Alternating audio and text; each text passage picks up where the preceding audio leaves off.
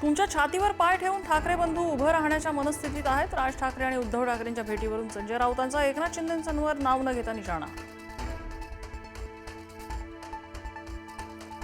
शेतकऱ्यांना हेक्टरी 50,000ची मदत आणि कर्जमाफी करा. थातूरमातूर पॅकेजची घोषणा नको. उद्धव ठाकरे यांची पंतप्रधान मोदींकडे मागणी.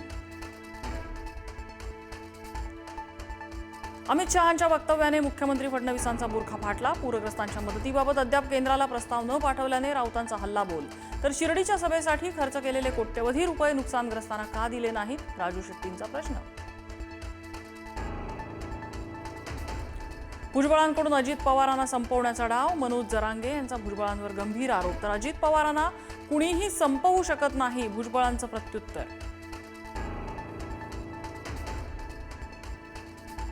जरांगे ओबीसींच्या माना छाटणार का? वडेट्टीवारांच्या वक्तव्यावरून नवा वाद पेटला.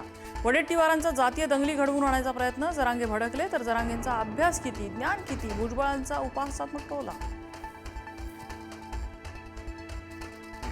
बीड जिल्हा कारागृह अधीक्षकांकडून कैद्यांचं धर्मांतर. भाजप आमदार गोपीचंद पडळकरांचा आरोप. अधीक्षकांना बडतर्फ करून गुन्हा दाखल करण्याची मुख्यमंत्र्यांकडे मागणी. भाजपा नेते नारायण राणेंनी घेतली मुख्यमंत्री देवेंद्र फडणवीसांची भेट. भेटीचं कारण मात्र गुलदस्त्यात. मला रमी खेळता येत नाही, जाहिरात स्किप करण्याचा प्रयत्न करत होतो. माणिकराव कोकाटेंचं कोर्टात स्पष्टीकरण. कोकाटे विरुद्ध रोहित पवार मानहानी खटल्याची पुढील सुनावणी 9 ऑक्टोबरला.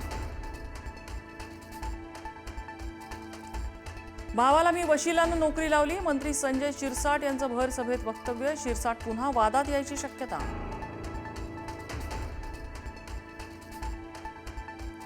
कार्तिकी एकादशीची शासकीय महापूजा उपमुख्यमंत्री एकनाथ शिंदे करणार. मंदिर समितीचे कार्यकारी अधिकारी राजेंद्र शेळकेंची माहिती.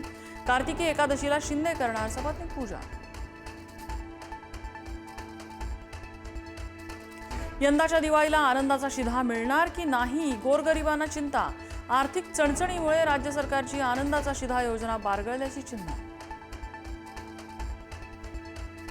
माझे जे काही व्हिडिओ असतील ते आत्ताच फ्लॅश करा, वाट कशाला बघताय. नरेश म्हस्केंनी केलेल्या टीकेला गणेश नाईकांचं प्रत्युत्तर. तर गणेश नाईकांचं वय झालंय, श्रीकांत शिंदेंचा खोचक टोला. एसटीच्या आरक्षणासाठी धनगर आणि बंजारा समाज आक्रमक. तर अनेक ठिकाणी संयुक्त मोर्चे. दोन्ही समाजाचा आरक्षणाचा लढा आणखी तीव्र होणार. अपघात प्रकरणी गौतमी पाटीलला क्लीन चिट. अपघातावेळी गौतमी गाडीत नव्हती. पोलिसांनी 100हून अधिक सीसीटीव्ही तपासले. गौतमीच्या कारची रिक्षाला धडक, रिक्षाचालक जखमी. पुणे पोलिसांकडून निलेश घायवळच्या घरी छापेमारी. घायवळच्या घरी बंदुकीच्या गोळ्या सापडल्याची माहिती. परवाना नसतानाही शस्त्र बाळगल्याने गुन्हा दाखल. पोलीस घायवळच्या संपत्तीचीही चौकशी करणार. त्र्यंबकेश्वर प्रवेश शुल्काचा ठेका कायमचा बंद होणार. उपमुख्यमंत्री एकनाथ शिंदेंची नाशिकमध्ये घोषणा. पत्रकारांना मारहाण झाल्याप्रकरणी कारवाई.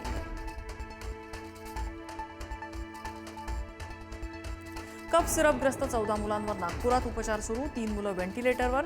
दोघांची प्रकृती गंभीर. आतापर्यंत 16 बालकांचा मृत्यू. कोल्ड्रिफ्ट कफ सिरपवरती विविध राज्यात बंदी.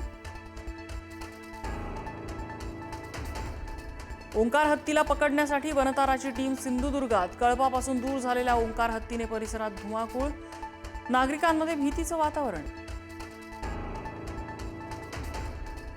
बिहार विधानसभेचं बिगुल वाजलं. बिहारमध्ये 2 टप्प्यात निवडणुका. 6 आणि 11 नोव्हेंबरला मतदान, तर 14 नोव्हेंबरला मतमोजणी.